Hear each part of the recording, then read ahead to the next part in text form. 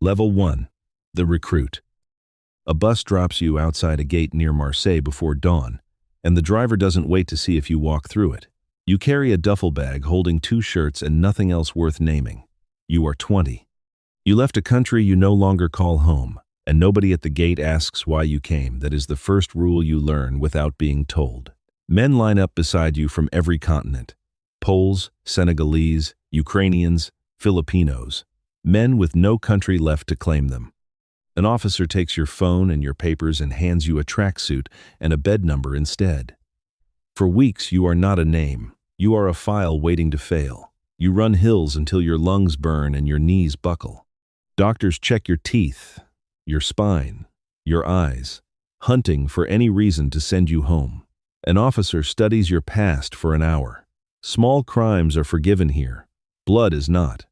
He offers you a new name on paper, and you take it. The boy you were stays on that bus. Bunks empty overnight. No goodbyes, just absence. Then an officer reads numbers aloud, and yours is one of them. You sign 5 years away to a country that isn't yours yet. Level 2. The Legionnaire. They truck you inland to a walled camp, and for 16 weeks this dust becomes the entire world. You learn to march before you learn to think, a rifle before a sentence.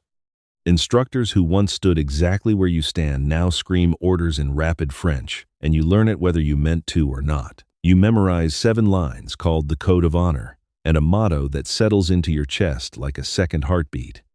You march slower than any army in Europe, 88 steps a minute, singing old songs about brothers who never came home. Near the end comes a march that swallows several days whole. Under floodlights, they hand you a white cap for the first time, and something in you exhales. Within months, you deploy to Djibouti, where heat presses past 50 degrees in shade you don't have. On patrol, a friend from your intake collapses and doesn't wake again. You carry a folded flag instead of him. Brotherhood, you learn, is not a poster on a wall. It is a debt paid in bodies. 21 years old, and you've already buried someone, the first of too many. Level 3.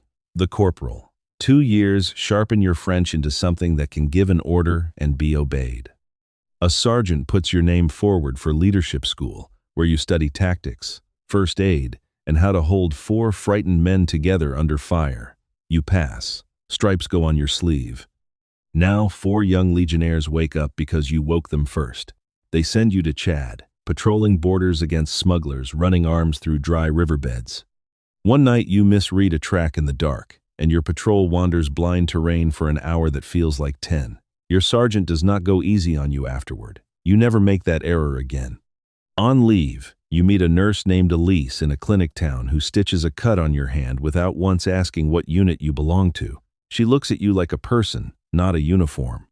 You write to her about market stalls and riverbirds, leaving out the ambushes and the long nights on watch, some truths a man keeps to himself longer. Level 4. The Master Corporal. Your first contract ends, and you sign again, because nowhere else feels like yours anymore. They promote you, 1 rank below sergeant. You marry Elise in a small room near base, 3 brothers from your unit standing beside you. I didn't fall for a rank. She tells you the night before the wedding. So wear whatever ones come, I'm not going anywhere. A year later, she gives birth to a son you name Matteo, and holding him, your hands shake harder than they ever did under fire. 2 months on, they send you to the Central African Republic. An ambush hits your convoy on a red dirt road at dawn. You drag a wounded corporal behind a burning vehicle with your bare hands, and he lives because you didn't let go. They put your name forward for a citation. You only want to hold your son again. Elise writes about his first steps and his first tooth, and those letters carry you through the worst weeks better than any medal could. Level 5.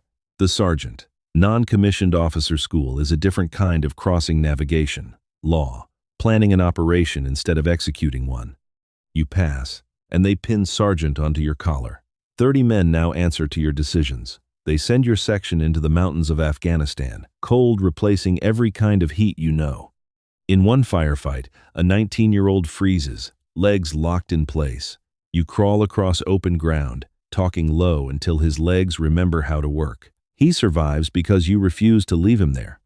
The younger Legionnaires start calling you the Ghost for how quietly you move at night, and the name makes you laugh the first real laugh in longer than you can remember. Back home, Matteo sprints to the door every time you return. You promise him you'll always come back, a promise no soldier fully controls. Elise's hair carries new gray, though she never asks you to walk away. Level 6, the Staff Sergeant. 4 more years, and they promote you again, one of the most experienced, non-commissioned officers on base. A captain asks your read on a plan before he finalizes it. You spend the year training new sergeants, shaping men who don't yet know they're shaping the next ones after them. One final deployment takes you to Ivory Coast. Roadside charges replacing open firefights. A corporal you trained personally dies in your arms outside a checkpoint. That night, you write his family a letter, one of several by now, each taking something that never grows back. Your knees ache from a decade of jumps and marches. You wake some nights with your heart pounding for no reason you can name. Elise notices the shift in you and holds you without demanding an explanation. Matteo is 8 now and asks about the scar on your forearm. You tell him you fell as a young man, and he laughs. You don't. Level 7, the Warrant Officer. 1 more contract, and they promote you senior enough to bridge the officers and the men beneath them. You handle discipline before it ever reaches a captain's desk. A young Legionnaire nearly deserts one night, and you sit with him in the dark until the urge passes, remembering how close you once came to running yourself. They post you to headquarters, more paperwork than patrols, and you feel the field's absence like a missing limb. Old injuries have settled into your back and knees. You take pills quietly, because a warrant officer isn't permitted to look fragile. Matteo is 13 now, tall enough to meet your eyes, and tells you he wants to enlist himself one day. Pride and dread arrive in the same breath. Elise squeezes your hand under the table when he says it, and neither of you says what you're both thinking. Level 8, the Officer. A rare offer arrives, a commission from the ranks, something most enlisted men never see. You become a lieutenant far later than the academy graduates around you, carrying decades of field experience instead of a diploma. You command a company now, over 150 men answering to your decisions alone. You deploy them overseas, planning from a map instead of kicking down doors yourself, which turns out to be harder, not easier. You lose 2 soldiers that tour and handwrite the letters yourself, meeting their families to say what no letter fully carries. Elise sews your new insignia onto your uniform the way she has for every rank before it, her hands a little less steady each time. Matteo, 17 now, watches the ceremony with something unmistakable in his eyes. Not long after, he enlists in a regular infantry regiment, close enough to steal your breath. You ask him only to be careful, the same hollow promise you once made to Elise, now handed down like an heirloom. Level 9, the Commander. 5 years on, they promote you to Major, commanding a battalion across several companies. Generals know your name now, and recruits repeat your story like a rumor half believed. Your days fill with budgets and logistics instead of dust and gunfire. But you remember the weight of every coffin your hands ever carried. Matteo deploys with his own regiment that year, and for the first time you understand what Elise carried through every deployment of yours. Your body has become a record of old wounds, back, knees, hearing, all reporting years of damage, the doctors confirm. You write to Matteo the way Elise once wrote to you. Keep your head low, keep your eyes open. You wait by the phone the way she used to. Now you know what it cost her.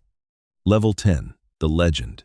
After 36 years, they make you colonel, commanding an entire regiment. Your hair has gone fully white, and the boy from that first bus feels like a stranger you read about once.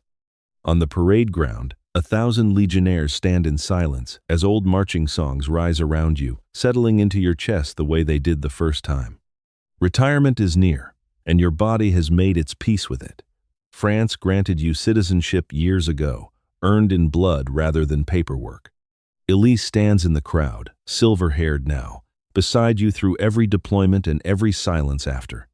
Matteo stands nearby in his own uniform, 3 lives bound to a flag none of you were born beneath. You think of the friend lost to heat in Djibouti, the corporal who died in your arms in Ivory Coast, every letter you wrote by hand to families who never asked for one. They visit you before dawn, and you carry them for life. You retire to a small house in the countryside and keep a garden you walk through when sleep won't come.